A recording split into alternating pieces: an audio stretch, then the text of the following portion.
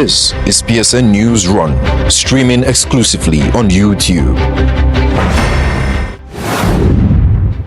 Welcome to PSN NewsRun. Our top stories for today.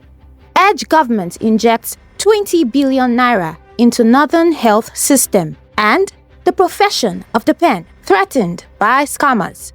This and more on PSN NewsRun.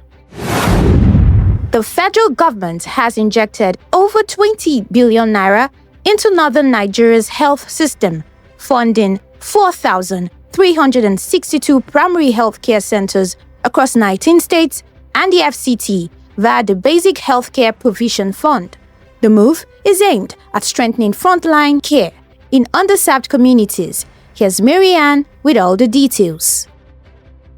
The federal government says it has disbursed over 20 billion naira through the Basic Healthcare Provision Fund to support 4,362 primary healthcare centers across Nigeria's 19 northern states and the FCT over the last 2 years. This injection is aimed at strengthening primary care in a region long plagued by access and quality gaps. On paper, funding more than 4,000 PHCs signals a strategic push to anchor healthcare at the grassroots, expanding routine services and reducing pressures on higher-level hospitals. The BHCPF's mandate to finance a basic minimum package of services and improve fiscal space for primary care frames this as a foundational investment in population health, especially in underserved and rural communities. But the impact depends on execution.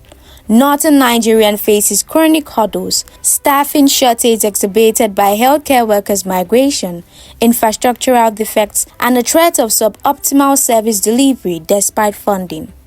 Without strict oversight, funds can be diluted and facilities may remain poorly equipped or underutilized. The government's plan to begin the 2024 audit of the PHCF reflects the growing attention of transparency and the need to ensure money reaches intended facilities and services. Officials have highlighted complementary projects in tertiary hospitals and the scale of beneficiaries, underscoring a broader health system pushed in the north. Sustaining gains will require continued and timely disbursement, rigorous auditing, staff retention strategies, and a community-level accountability merchandises. The 20 billion naira investment is a positive step, but the real value will be measured in a better health outcome, few preventable illnesses, increased services uptake, and a trust in primary care.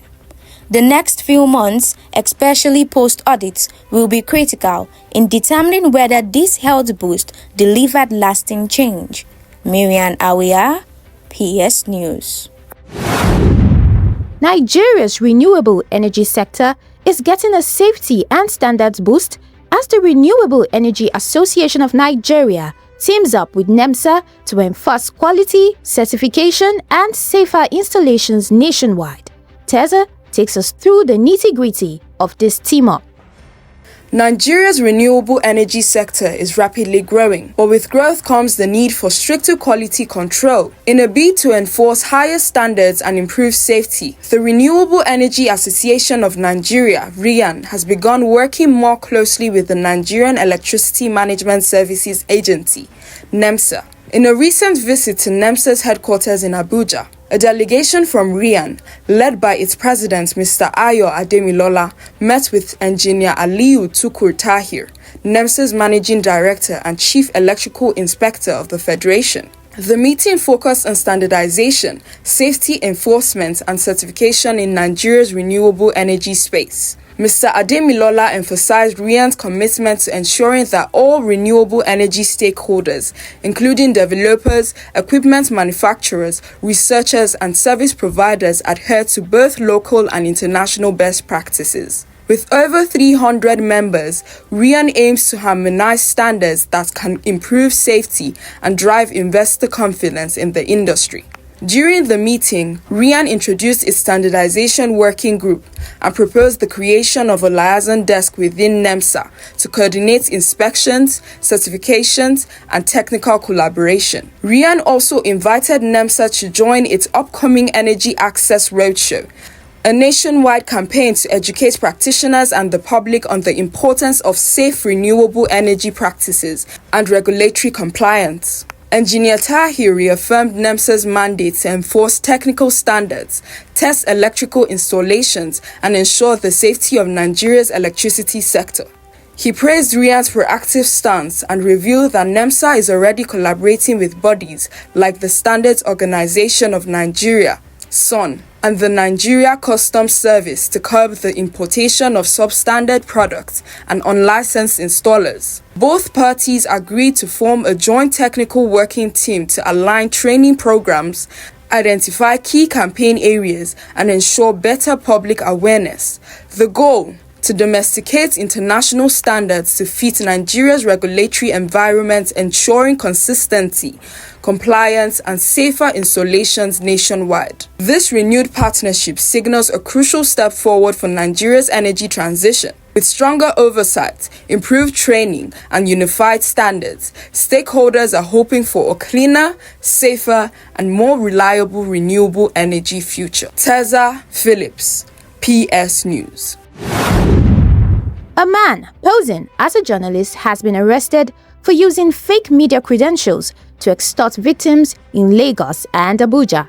Here's how the scam unfolded and why it's raising serious concerns. Let's hear from senior correspondent Joycelyn.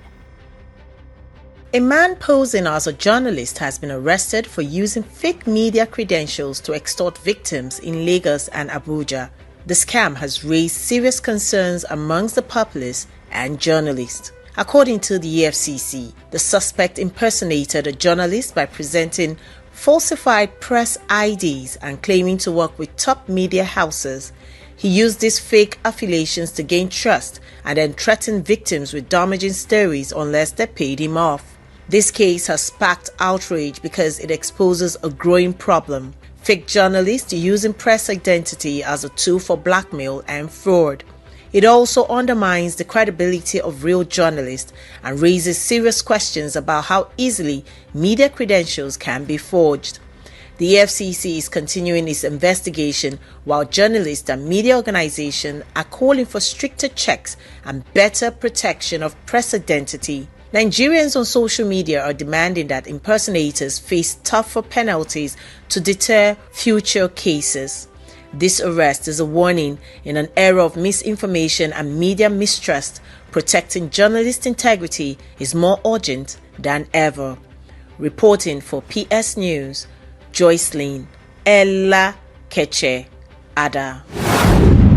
Joycelyn is on the international desk today, and she says the United States has declared Venezuelan President Nicolas Maduro wanted, offering a $25 million bounty in a major escalation of pressure on his regime. The United States has declared Venezuelan President Nicolas Maduro wanted for drug trafficking. A $25 million bounty has been placed on his head, one of the highest ever for a sitting world leader. In a statement released Tuesday, the U.S. Department of State accused Maduro and two of his top allies, Diosdado Cabello Rondon and Vladimir Pedrino Lopez, of running the cartel de los Celos, now labeled a terrorist organization by the U.S. Treasury. The cartel is allegedly responsible for smuggling tons of cocaine into the United States, with authorities describing Maduro as a designated global terrorist cartel leader. He's now facing charges including narco-terrorism conspiracy, cocaine importation, and use of weapons in drug-related crimes. The announcement comes on the anniversary of Maduro's controversial re-election, which the U.S. and several allies continue to denounce as fraudulent. Washington has never recognized his regime and has already imposed multiple sanctions on Venezuelans' top officials. With bounties ranging from $15 million to $25 million, the U.S. is appealing to the international public for help in apprehending Maduro and his associates, marking an escalation in its pressure campaign on Venezuelans' leadership. This move adds a new layer to the already tense U.S.-Venezuelan relations, with Maduro now wanted. Reporting for PS News, Joycelyn Ella Keche Ada. United Kingdom flights disrupted again after another air traffic control glitch. What caused it and who's been blamed? Joycelyn explains this mayhem to us. Another wave of flight cancellations has hit the UK, with Heathrow Airport at the center of the storm. A day after a major technical failure disrupted air travels nationwide, at least 16 more flights were cancelled on Thursday. The disruption stems from a failure in Britain's air traffic control system operated by National Air Traffic Services, NATS. On Wednesday, a technical glitch forced the system to switch to a backup mode, causing widespread delays and cancellations across airports including Heathrow, Gatwick and Edinburgh. A total of 122 flights were cancelled on Wednesday alone, according to data from aviation firm Cirium. While NAT says its systems are now back to full capacity, the ripple effects are far from over. As of Thursday, Heathrow's Europe's busiest airport had at least 16 cancellations, including flights to Brussels and Toronto, and arrivals from New York and Berlin. UK Transport Minister Heidi Alexandra says she'll be meeting with NAT's CEO Martin Rulfi to get to the bottom of the failure and ensure it doesn't happen again. NATS has apologized, but the pressure is mounting. Ryan's Air Chief Operating Officer Neil McHammon has called for NAT's CEO to resign. He says no real lessons have been learned since a similar failure occurred in August of 2023, linked to the automatic processing of flight plans.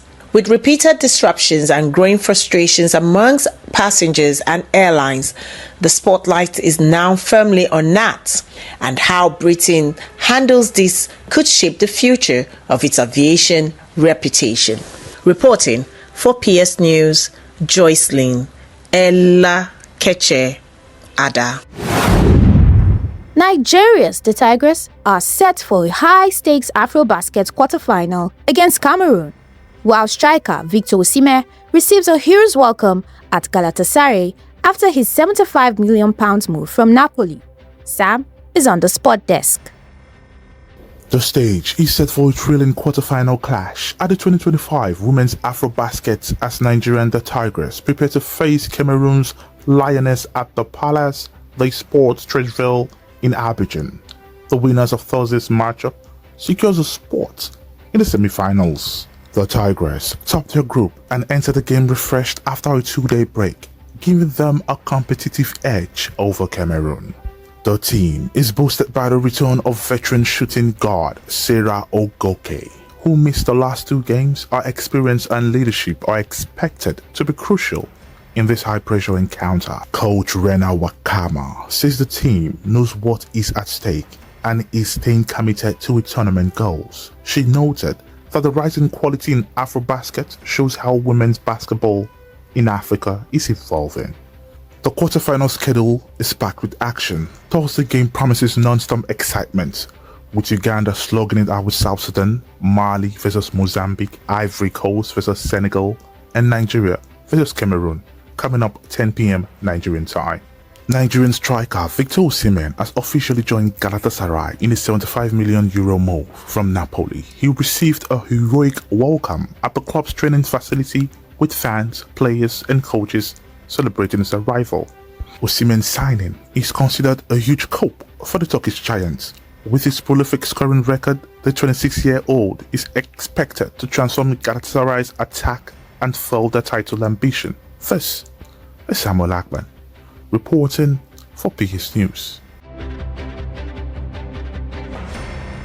You just watched PSN NewsRun, streaming exclusively on YouTube. This is your trusted voice for news that matters. Subscribe, like, share, and stay informed.